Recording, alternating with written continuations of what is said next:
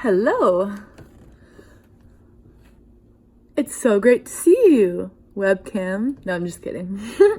But it's so nice to finally be filming this video. I've told you guys like a while ago that I would be sharing my ayahuasca experience, and it's been like over a month, so I do apologize.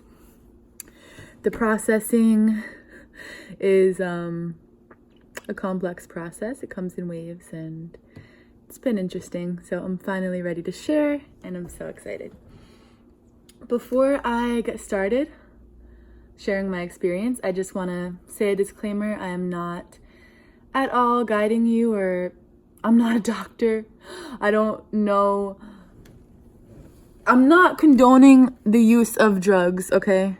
Like, that's completely your choice. And also, I just want to say, before I get into my experience, I will say I had a very positive experience. And I just want you to know, if you have felt, if after or even now, you feel, I don't know how to talk in a camera. Okay, be serious.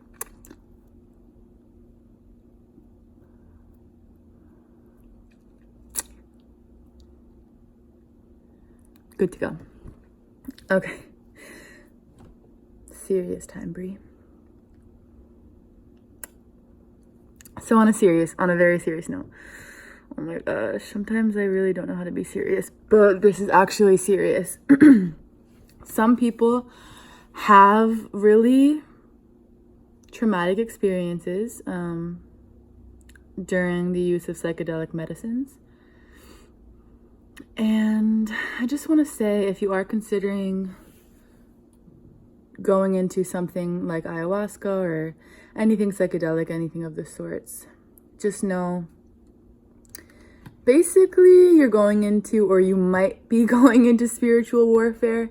So like any war, any battle, if you see it that way, it's best to come prepared with tools, weapons, knowledge on how to handle certain situations, an army of spirit guides, if that resonates with you. And like any battle, there is a risk that you might not make it out alive, both physically, spiritually, emotionally. I mean, really, this type of thing can really shatter a lot of beliefs and ideas of yourself and who you are, and that could be a good thing, or that could be a really startling, overwhelming, traumatic thing, depending on how ready you are. So take that as you wish, but with that being said, let's move on. So how did I hear about ayahuasca? Well, honestly, I don't remember. I believe a few people I follow on Instagram had shared their experiences, so it's kind of like marinating in my mind for a bit. And then about a year later, I just had the idea, like, oh, I wonder if there's any ayahuasca ceremonies in the United States. And so I found Soul Quest in Orlando.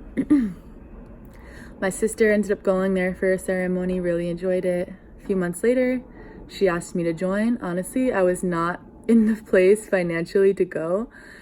But the more I weighed the whatever, I decided it was time. It was calling. And the money thing could just wait. I'll get back to that. So that's what happened. So we drive down, and there is a dieta that we follow beforehand for about, different shamans were advised different periods of time and slightly different diets, but it's the dieta. And so basically what that is no processed foods, no meats, no alcohols, pretty sure no caffeine, no sex, no there's like certain foods I honestly don't remember at this point, but besides that. Following the dieta, we're going down and I was setting my intentions, which they provided questions for us to answer beforehand. So a lot of my intentions were around healing from sexual trauma, kind of going deeper into my subconscious about how that could be affecting me, my behaviors, and just really forgiving the masculine so that the feminine can flourish like a flower and fly in the wind. So yeah, and that was my main intention. Also, I was just open to whatever ayahuasca wanted to share with me. So basically we go to Soul Quest, which immediately we feel at home. It's just very welcoming place. And like for the first few hours while we were just getting to know the surroundings and exploring, talking to people, I felt, and mind you, I was not under the influence of any substances, not even caffeine, not even sugar, but my smile was just like so giddy, and I just felt chills, like the amount of chills that went over my body before the ceremony even happened, like, was crazy. I was like, oh, are you guys feeling this? But it was just so beautiful to see how many people had gone there, had come to this conclusion where, and worked up the courage to bring themselves there in their journey, and that we were all there together, because there was quite a lot of us. I believe there was about 50 to 60 of us who were partaking in the ceremony, which apparently that's not at all typical. Like in the Amazon, typically it'll be one shaman and I think like 5 people usually, as many as the shaman feels they can comfortably handle. Now, honestly, that makes a little bit more sense for me, but hey, they're doing the best that they can. They want to help as many people as they can, and I truly appreciate that. And also, there's tons of facilitators there who have experienced ayahuasca before and who are there to help, and personally felt very safe and very protected and held in that environment. Now, before the ceremony, before the ayahuasca, so we went into the I don't know how important all these details are, but I'm just gonna go through it like a little story. So we walk into this beautiful circle-shaped tent, dome type thing, and there's lovely relaxing music playing. There's a fire pit in the middle, but no fire yet. Beds all around the edge, and beautiful psychedelic ayahuasca art all over the walls that just quite literally brought tearful joys to my eyes. Joyful tears to my eyes. Tearful joys, yes. So I'm definitely gonna be skipping over some details because I'm just picking out what still stands out to me after all of these weeks. But we go around the circle, we introduce ourselves, and share a little bit about ourselves and why we're there, which was one of the most powerful parts of the ceremony, actually, because everyone is so vulnerable and really just sharing the depths of their darkness upon the first words that we've heard out of their mouth, which was very inspiring and heart-touching, a lot of tears. And I could tell that a lot of people were having some anxiety, since before, a part of the dieta or the preparation is to not take any prescription medication. So people who have depression, anxiety, PTSD, they were all drug-free. But regardless, everybody remained very patient while they listened to all the stories. So then we had to take a bay leaf, and first we drank tea, not the ayahuasca tea, a different kind of tea, chugged like 2 or 3 cups, and made ourselves throw up with a bay leaf. So the tea helped with that. So yeah, we had to basically empty our stomachs ourselves. Which was hard for me because I have a very strong stomach and a weak, is it a weak or a strong gag reflex? I don't know, but one of those. So, but I made it work. It's giving me feels just thinking about it, but I made it work. There's a will, there's a way. Oh my gosh, it's already 12 minutes in. Okay. See, I don't know about all these details. All right. We're gonna speed things up. I don't know how much time you guys got. All right. Should I start over? I'm thinking about it.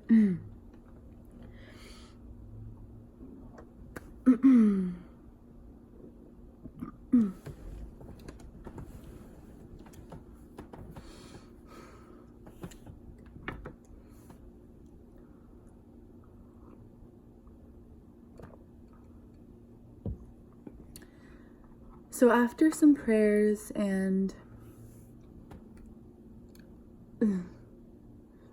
so after a few group prayers, which were very beautiful, to the Great Spirit, Heavenly Father, Pachamama, Mother Earth, and whoever you wanted to pray to. It was all optional. It was very free.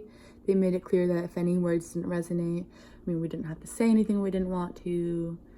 Just basically take what resonates and leave what doesn't. So, the shaman blessed the medicine. Beautiful presence of the shaman. And we drank the tea, or the brew. And to me, it tasted like kind of like cacao and coffee, kind of mixed with maybe like mud and a little bit of soy sauce.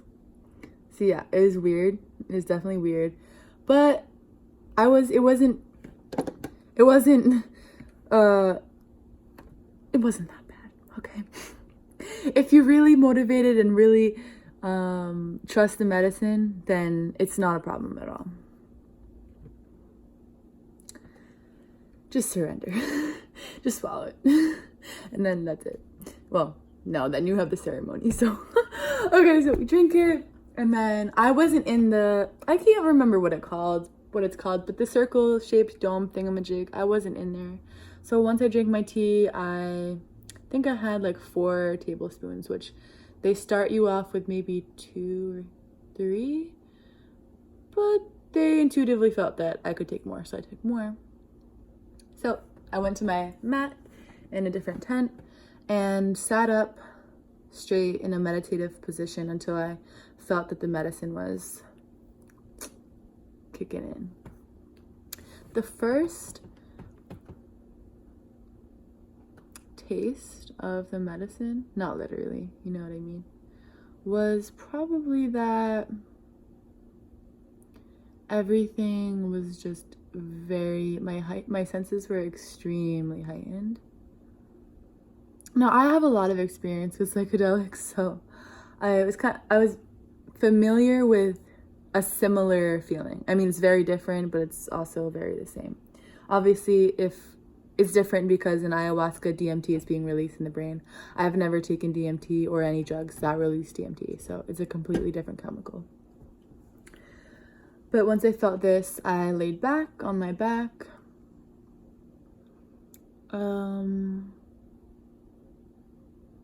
And at first, I think there was just kind of fractals of colors and yeah, in my eyelids, but nothing, not too many images or clear visions for a little bit. Just more like feeling my senses, and felt like I was kind of in my body for the first time, which was really cool.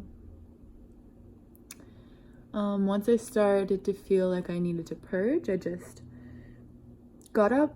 Well, I went on my hands and knees, and we have our bucket, which we call our best friend, because you always gotta take it with you.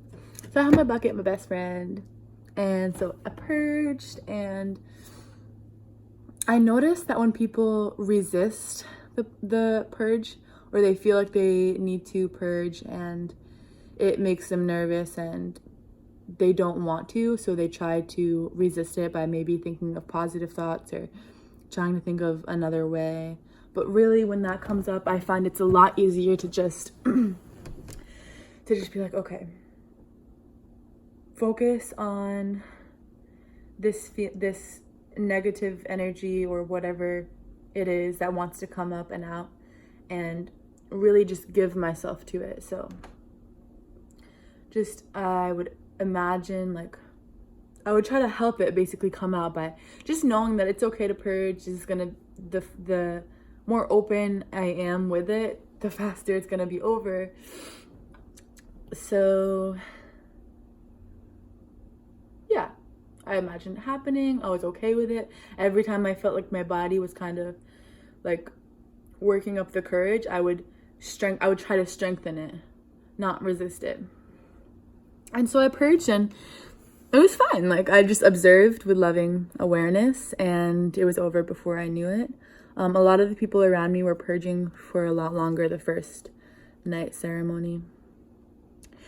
And I do admit the people around me, one might say the people around you could be distracting, and sure, I kind of agree with that from one perspective, but for me, I was seeing everybody around me as just another version of myself. So if somebody, like this girl in front of me, was in a more dark space, and I found it healing for myself to send her loving prayers and energy,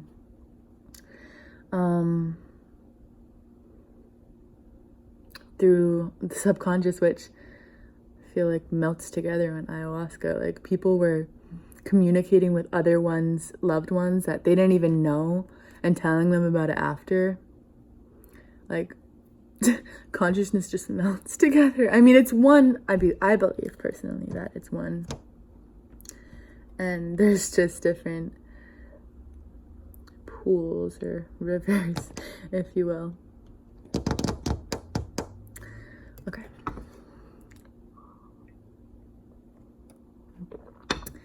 All right.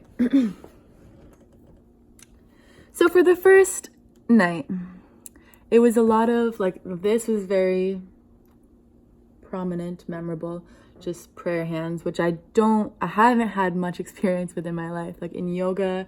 But before that, I hadn't spent a lot of time praying or anything like that.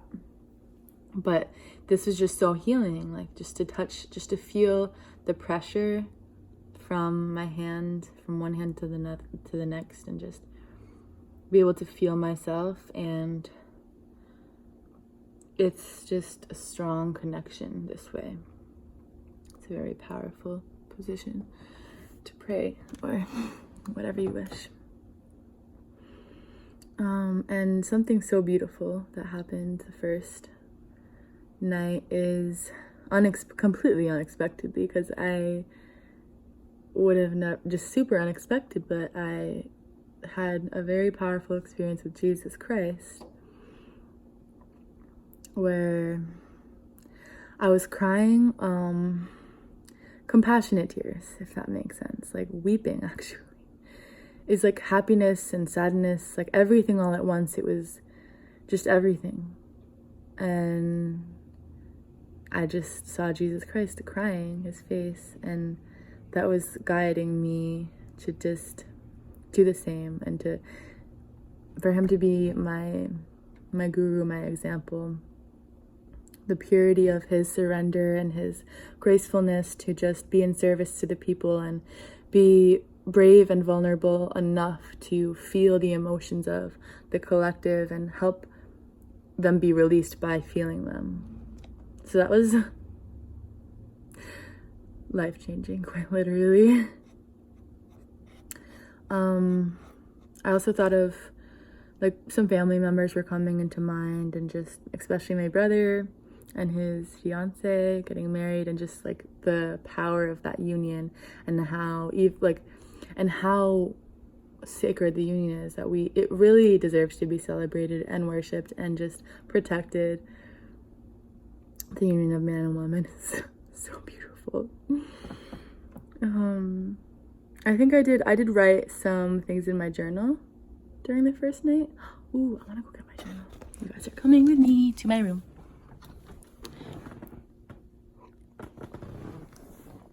Okay. So the second day, well, no, let's look at this. Words from the first night first.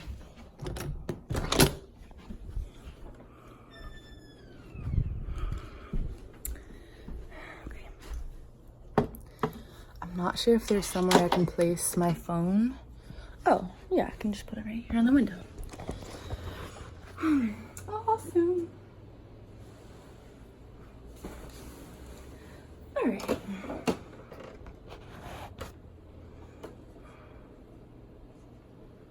So let's see. I could read it all. Like, I don't know how long it is, but I don't mind. Okay, so this is what I wrote on the first night. I want to share love. No matter how many fancy words I decorate it in, it's as simple as that. Everybody really does know. A smile on your face is hope for the lonely child inside. It's like my joy and my smile, which I admit was harder than it seemed to do on ayahuasca, just to smile. It was so therapeutic, but it took me so long to get there. But I felt that it was really helping the people around me, just that small thing. And my inner child, it was helping me, of course. Hey, you are seen. You are heard. You are felt and appreciated for exactly who you are right now. When with fellow light workers, beings of love and light, happy ones, we celebrate. But don't stay for too long, because somewhere there's a lonely soul who's ready to hear your song. And that's what I was reminded of, because I really wasn't coming from like that darker place. I was trying to go deeper into the darkness, but I was pretty happy in my life when I went, compared to the majority of the people there who were coming in desperation, utter desperation. Or maybe, just maybe, if you stay for long enough, they'll hear it from across the valley and come running like a coyote. We can chant, we can sing, we can hope, and we can pray until one day we bring the light. We sing the truth, and God brings our gifts into plain sight. Many languages, but the message, parentheses, the gift, is the same. What is your name?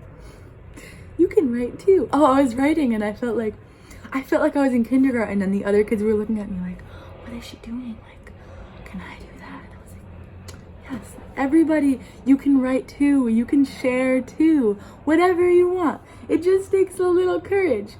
Not too much, I promise. I just want to help others find their voice and share their stories.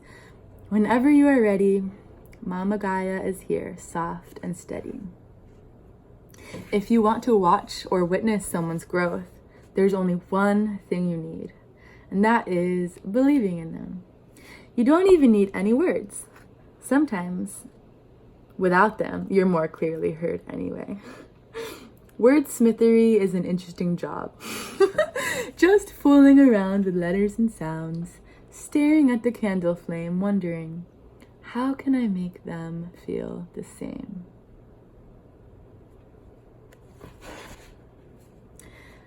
And no matter how small the voice, how silent the cry, Heavenly Father and Divine Mother will always hear you, or even a whisper, and they'll kneel at your strength.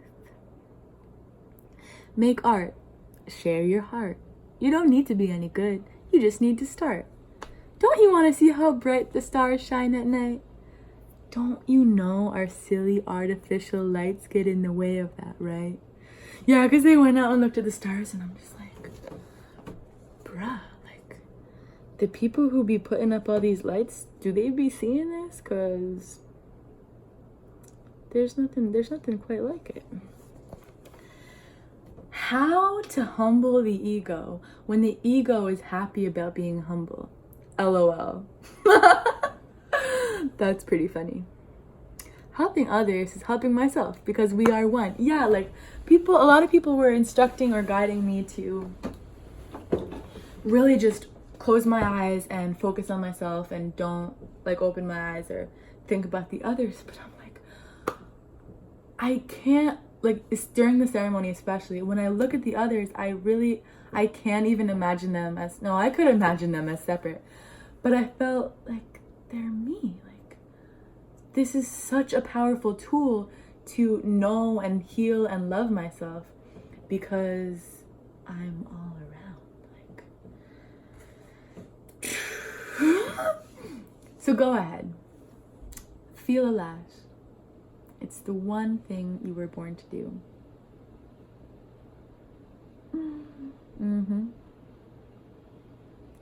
I'm not sure when this turns into, okay, I think this is still day one. I think this is when the medicine was kind of wearing off. Cheesing. Well, that's just goals for my life. Y'all will see that happen. Oh, and I just really wanted to like think of ways that I could share tools with other people.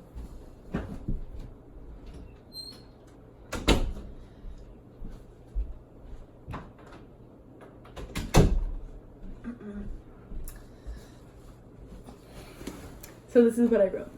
Here are some ways to express when you don't have the words.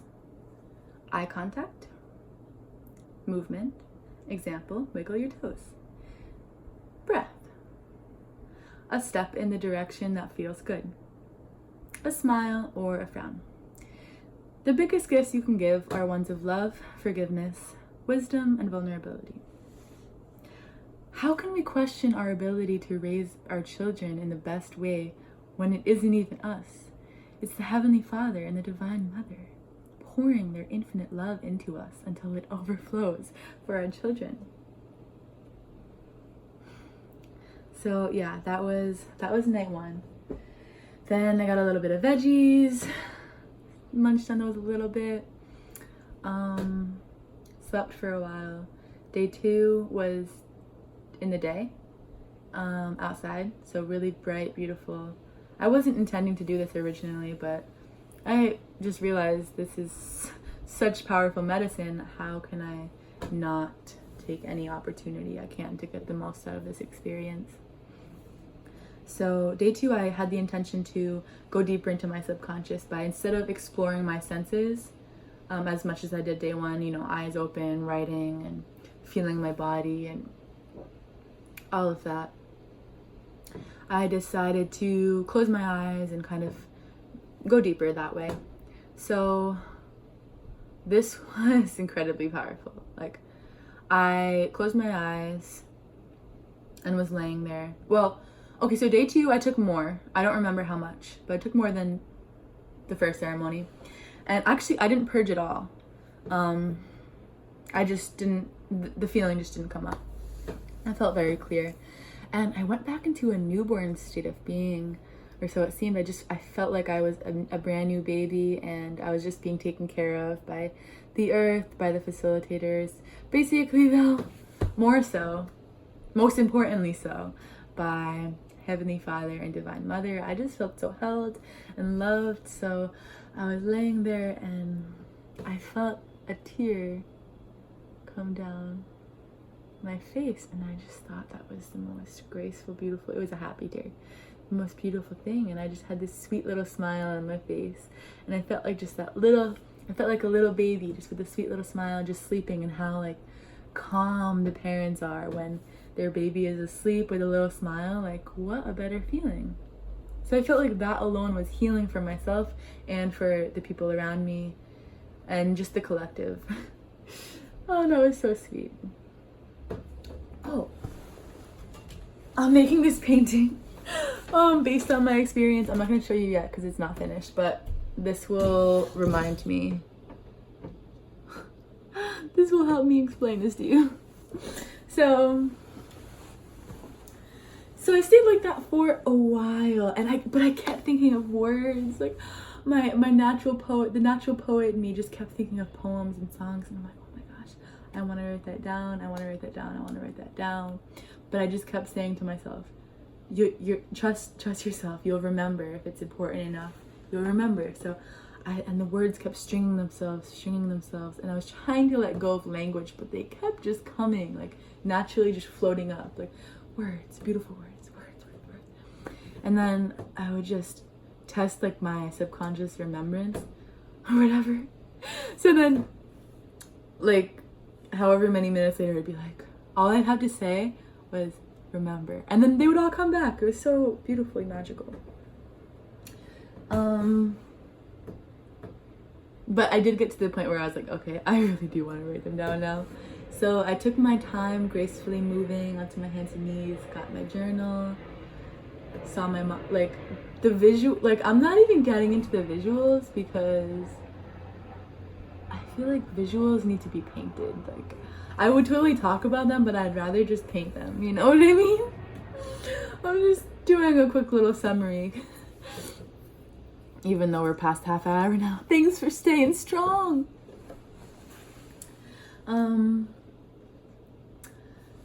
Actually, I ended up being like me and this other girl were the last two people. Like the facilitator came over at some point. It was like, hey, like there's food if you want to get some food. But I was feeling the medicine like so strong, even after everybody had left. I don't know why, but it was still like with me. So I kept writing. Let me just share what I wrote. Oh, nature. Oh, I have this on my Instagram, but oh, divine nature, I surrender to you. I am a blank canvas for you to feel what you wish. Go on and carve your effortless story, your journey home into the depths of your consciousness, and I promise to be still as a witness. May I trust your process in each and every reflection I see, in the tears that I weep and the treasures that I reap. You've helped me to uncover. You are remembering who you are. I remember who I am. Brave, bold, brilliant, in the expressions of the feminine. She is free in the blankets we weave, in the visions we see. Let us behold her beauty by welcoming her into our reality. Oh, Heavenly Father, I forgive your innocence and welcome your grace. You are safe to show your face. So actually, forgiving the masculine was honestly like the easiest part. I was like, I wanted to go to the darkness like most people were seeing, the crazy, dark death and dying and the scariest things. Oh, beautiful butterflies just flew by. Bless you. But like, I don't know, I guess I just wasn't ready, or it wasn't coming up. So I let ayahuasca take the lead. But I didn't feel anger or anything, resentment like towards the masculine. I felt like I had already forgiven the masculine, and I just need to be reminded of how deep. I mean, forgiveness is so easy. Like that's what's needed for the union. So how could I not? Like, I'm really thankful that was not difficult for me. It doesn't need to last forever. Remember, we created this. I believe in the future. Do you know how much bravery it takes just to smile? I'm sorry and thank you are staring at each other in the mirror in full trust. I was laying on the earth and I just was listening to my heartbeat in the earth, and it just was all one, like melting into each other. Feel your heartbeat against the earth. Here's a little thing that I drew, just like tons of images like melting into each other and connecting and flowing as one. Open your mouth wide. Now slowly, I'm just kidding. Now slowly bring your teeth closer together. Pay close attention. Don't close it just yet. Pay close attention to this vibrational attraction, this pull between your top teeth and your bottom teeth. Now slowly surrender and close. Feel them pull themselves together. Oh, then I really realized I was like super in the feminine, which makes sense because I'm a female, but I wanted to connect with the masculine energy, so I decided to write with my right hand. If the theory of left and right brain is correct, then the left brain, which is feminine, masculine energy, controls the right side of the body and vice versa. So I'm left-handed, so I decided to write with my right hand. Dear masculine, you are safe to emerge. It is strong to be saved. Everybody deserves to feel. I was holding my hair and it was flowing, and the tears of the goddess were just falling onto the hairs. Oh, speaking of hairs, here's a hair. How beautifully synchronistic. And during the next night, one of the facilitators brought a candle over to me, and the wax ended up spilling on my journal and all over my hand, and it was just covered in wax. And like they brought over some paper towels and stuff, but I was just in awe. I'm like, wow, God just like designed this beautiful masterpiece of a wax covered hand. Like, I just kept it there. It was so good. So when I was trying to keep my eyes closed, it was actually very difficult because this bright, beautiful world was around me. The sun was out, the leaves were vibrant, there was like lizard and all of this. So it was very difficult for me to close my eyes, but it was a practice for me. Here, let me read this. Meditation is a tool to discover and remember that the darkness is safe. Just close your eyes and notice. Guru. I practice surrender. Signs all around, patiently waiting to be found. Oh, and then I wrote this during the integration session we had, just talking about our experience with the fam that we met there. And somebody brought this idea up, and this was fascinating to me. So people can sometimes feel, people who have addictions, which most of us do, even if it's a thought pattern or even if it's sugar, anything really, or even like anxiety could be addictive. People can feel like, who am I without my addiction? Do I even exist? That's where they go back to it, because they're not, it feels like they're losing themselves when they don't go back into it. The answer is yes. You still exist. Although it'd be perfectly fine if I didn't. Oh, this is what my intentions were for the third ceremony. Experience ego death, rebirth and ground fully into body, release attachment to language, to dive into the visions. Oh, somebody shared this with me. Ho'oponopono, it's a prayer. I'm sorry. Please forgive me. Thank you. I love you. It's such a beautiful prayer. Oh, but before this night ceremony, we did a really great breath work. I'm not 100% sure what type of breath work it is, but we had tribal music on, and we were basically breathing without any kind of retention between the inhale and exhale. So, little demo.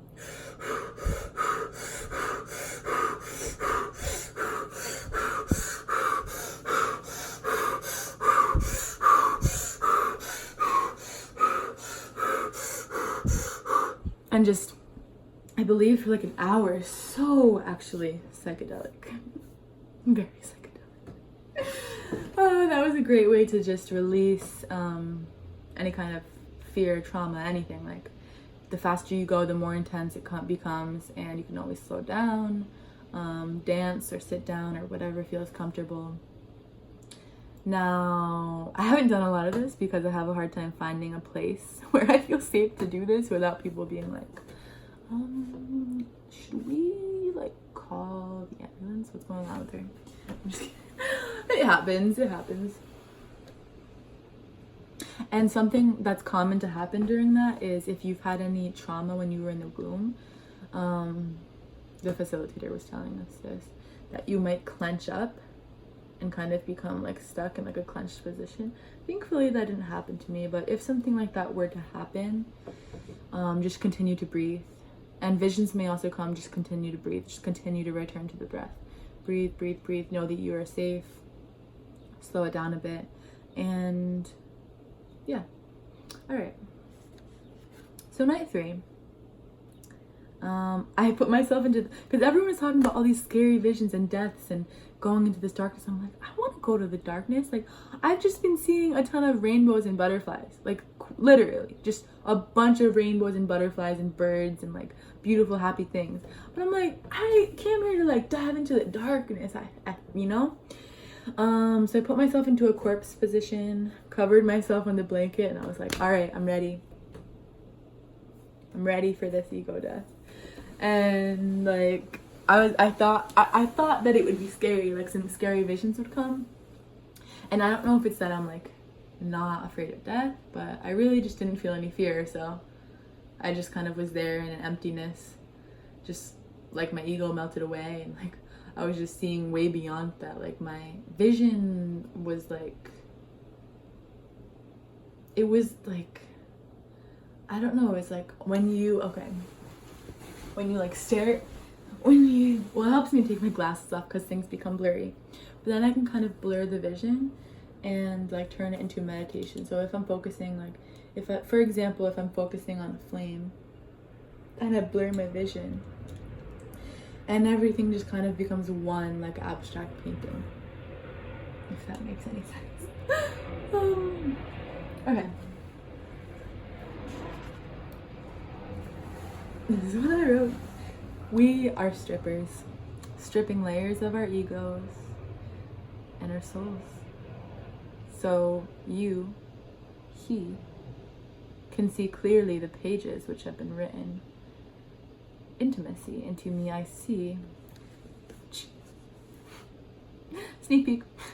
This is what this painting is based off of, so I don't want to give it away just yet. Pleasure and joy are embedded in our DNA.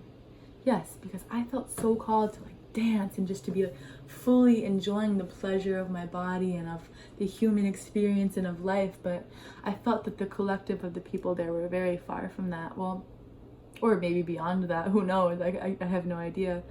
But just in a different, the collective was in a different place of just kind of more, in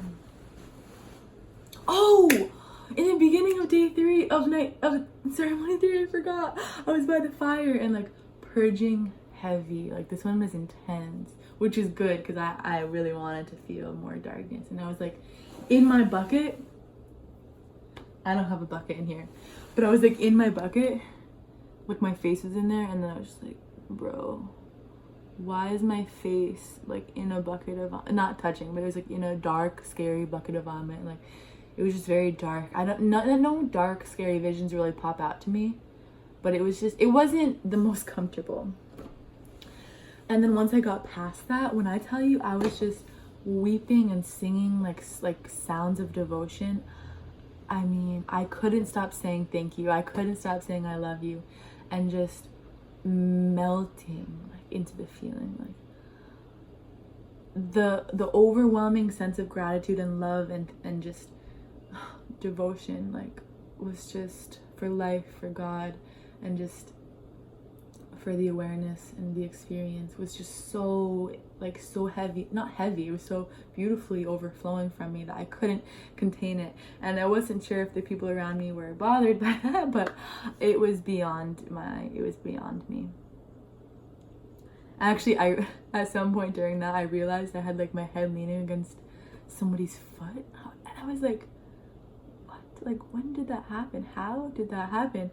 But honestly, I didn't notice, because the line between like me, like, and other people and other things, it was kind of gone. Like, I felt like we were just all like into one, like, soup. We were in a soup, a consciousness soup. And I realized after, okay, my energetic boundaries need to be more, I need to be aware of that more, because he might not have been comfortable with that. I did talk to him about it afterwards. And he wasn't really sure how that happened either, but once I realized that, I was looking at his foot and just admiring the perfect design of the human body. And eventually went back to my mat. Okay. Pleasure and joy are embedded in our DNA, the source of creation. We must remember this innocence and be patient in our devotion. Please, Jah, let it rain. Movement and sound mirror stillness and silence. So they're both so important. They're both so beautiful.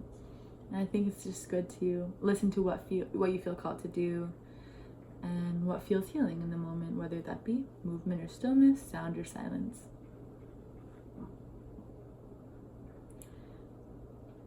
And then, okay, this was a different day. Then when we woke up in the morning, the integration was really helpful. We did like this circle. In the circle we wrote like what's in the center, what makes us feel, I believe in centered, he said.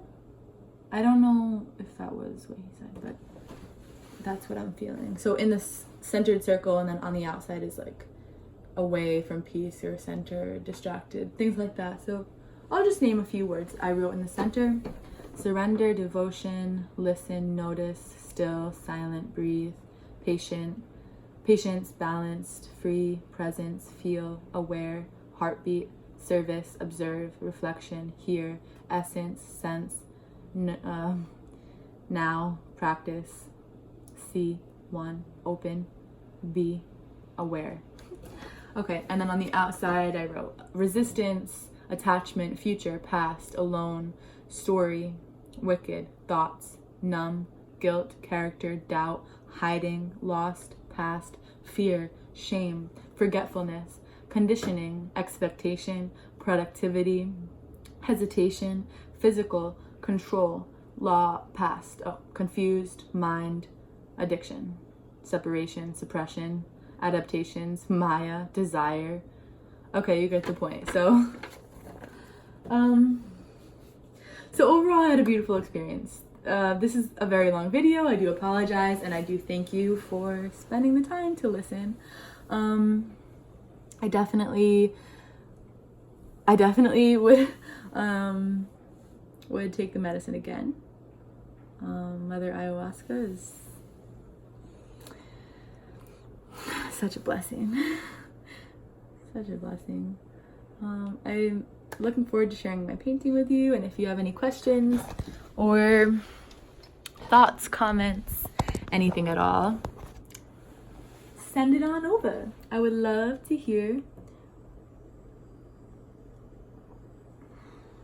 And just gonna think if there's any last things I want to share.